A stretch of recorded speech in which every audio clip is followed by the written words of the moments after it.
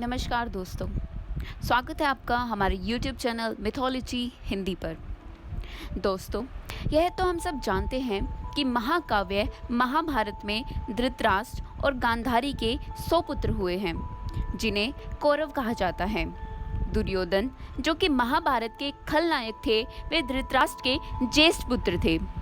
उनके अलावा उनके 99 पुत्र और एक पुत्री थी।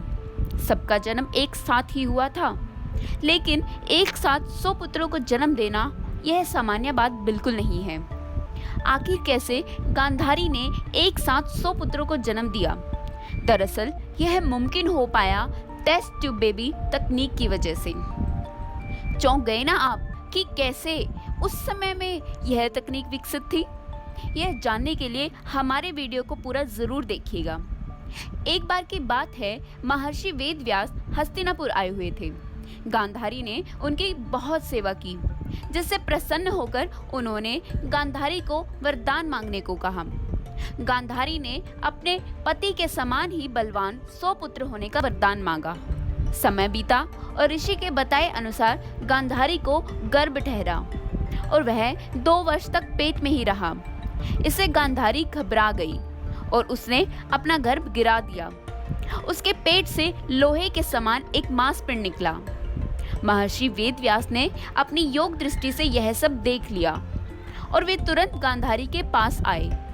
तब गांधारी ने उन्हें वह मांसपिंड दिखाया। महर्षि वेदव्यास ने गांधारी से कहा कि तुम जल्दी से 100 कुंड बनवाकर उन्हें घी से भर दो और सुरक्षित स्थान में उनकी रक्षा का प्रबंध कर दो तथा इस मांसपिंड पर जल छिड़को। जल छिड़कने पर उस मांस के 101 टुकड़े हो गए।